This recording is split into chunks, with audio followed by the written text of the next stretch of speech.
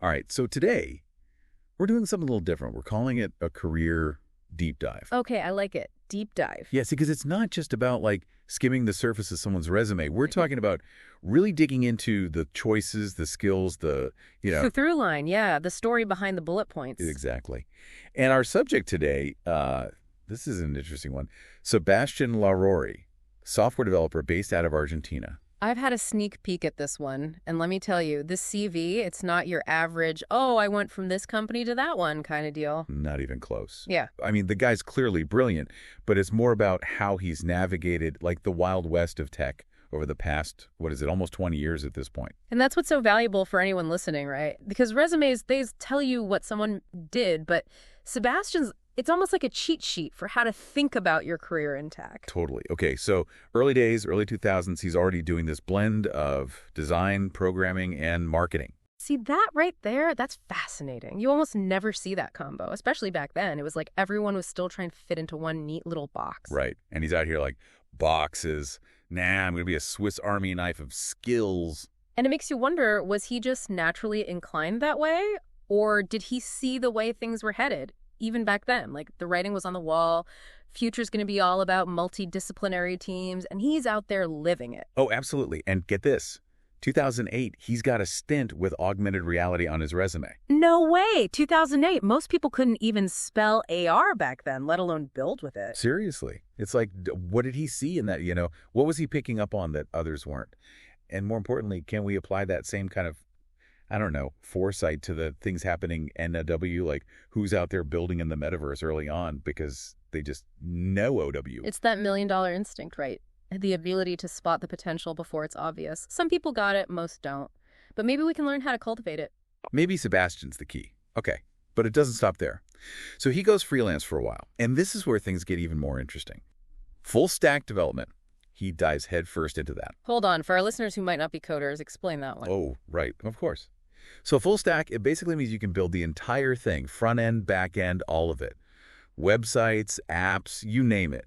It's not for the faint of heart. No, it's a serious skill set requiring, not just knowing different programming languages, but understanding how they all work together, like the whole ecosystem. And it takes a certain kind of person, too, right? Mm-hmm. Someone who's not afraid to constantly be learning, adapting. The tech world moves fast, and full-stack devs, they got to move even faster. Absolutely. It's not just about what you know. It's about how quickly you can pick up what you don't know, because there's always something new. Preach. Hey.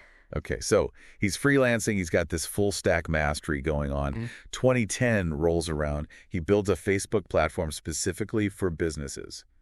2010.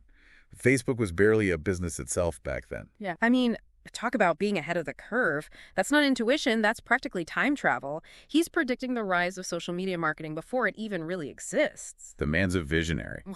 And hold your horses, because the same year, he's also working on, get this, an AI-powered sports betting app. Now, that's just spooky. AI in 2010, that was like the dark ages of artificial intelligence. Most people were still trying to teach computers to play checkers, and he's over here building algorithms for sports betting. I'm telling you, the guy's got a sixth sense for this stuff. But here's where it takes a turn I wasn't expecting. 2015, he starts building his own video chat system. Wait, 2015, that's like pre-Zoom, pre-everyone and their grandma being on video calls all day long. What was he thinking? Right, like, you know what the world needs? Another way to awkwardly make eye contact through a screen.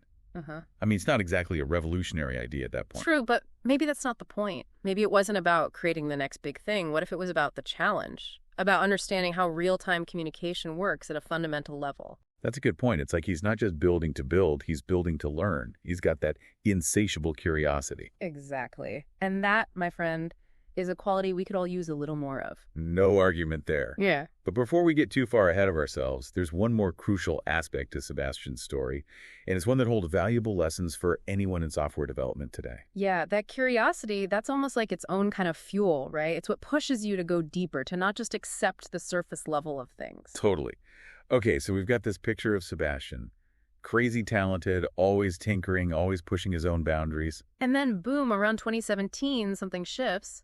He starts really zeroing in on Flutter mobile development. Oh, yeah. This is where he goes all in. And for our listeners who might be thinking, Flutter, is that like a new social media app? No, Flutter is different. It's a framework. Think of it like like a set of tools almost, Yeah. but specifically designed for building apps that work seamlessly on, well, pretty much anything these days, right? Phones, computers, even the web. Exactly. Mm. And it's huge right now, Flutter. I mean, it's got Google backing it, it's super efficient for developers, and the apps just look fantastic. But Sebastian doesn't just de-able in Flutter. He becomes like a Flutter evangelist, Yeah. tech lead, guiding teams, launching real-world apps. And that's the distinction, isn't it? Because we've all got these, oh, I'm familiar with that skills on our resumes. But Sebastian, he makes a decision. He's not just keeping up with a trend, he's becoming an expert in a technology that's quite literally shaping how we interact with the digital world. It's like that old saying, jack of all trades, master of one. But here's the thing. Sebastian proves you don't have to be one or the other. You can be a master of many things over the course of a career. As long as you're strategic about it, right? Choose where to go deep, when to branch out. That's the art of it. 100%. And speaking of branching out, we can't overlook this other thread that runs through Sebastian's entire career. Product manager roles, they pop up again and again. Ah, yes. This is where things get really interesting. Because it's one thing to be a coding whiz, right? To build the thing, whatever the thing is. Right. But then there's understanding the why behind it. Exactly. The market need, the user perspective, the business strategy, all that. Those product manager roles tell me Sebastian's not just content with building what he's told to build. He wants to be part of the conversation, shaping the what and the why. And that, my friends, is a whole other level of career ownership. It's like he's building this multi-dimensional skill set, not just a linear career ladder. Which, let's be honest, who even works on ladders anymore? Everything's fluid, adaptable. It's all about building your own jungle gym of expertise. I love that jungle gym of expertise. Okay, but here's the thing. It's not all theory with this guy, you know? Even his recent contract work, leading a team to launch a delivery app during, get this, a global pandemic. Talk about real-world impact. And under pressure, no less. That takes serious leadership skills on top of everything else. Okay, so we're talking adaptable, quick learner, technically gifted, user-focused, A&D leader. Is this guy even real? Well, his CV is real, and that's the point, isn't it? We're not saying everyone needs to be Sebastian, but we can learn from how he's built his career. The traditional boundaries, they're gone. It's about being able to step into different roles, different challenges. So it's less about job titles and more about, like, skill portfolios. You build up this arsenal of things you're good at, and you become almost like a mercenary for problem solving. Exactly. And that brings us to, well, I think we need to dedicate a whole segment to just how many skills this guy has listed on his CV. Oh, buckle up, listeners, because it's about to get wild. Seriously, we could do a whole other deep dive just on this guy's toolkit. Right. Okay, so we've got AppWrite. That's for building back-end APIs, so think like the engine under the hood of an app. Essential stuff, but not exactly beginner-level coding. Nope. Then there's Docker. That's all about creating these self-contained environments for applications. Makes it super portable. Like, oh, this app needs to run on 5 different operating systems. No problem, Docker's got you covered. Exactly. And here's the kicker. He's even got ChatGPT listed. Okay, now that is interesting. Because most people, they're still figuring out how to use ChatGPT to, like, write a decent email. Right. And Sebastian's probably got it automating entire coding tasks, optimizing workflows.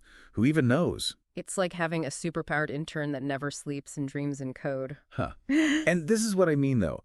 This isn't just someone who knows how to use the tools. This is someone who understands how to use them in ways most people haven't even considered. It's that next level thinking, the ability to see beyond the obvious application. That's where the real magic happens. 100%. And here's the thing. It's not even just T-Tech. I mean, who gets a philosophy degree on top of all this? A philosophy degree. See, that's what I love. It speaks to a certain kind of mind, you know? The kind that's not content with just knowing how W things work, but also WHY. It's that intellectual curiosity, that willingness to go beyond what's comfortable. And you can't underestimate the value of that.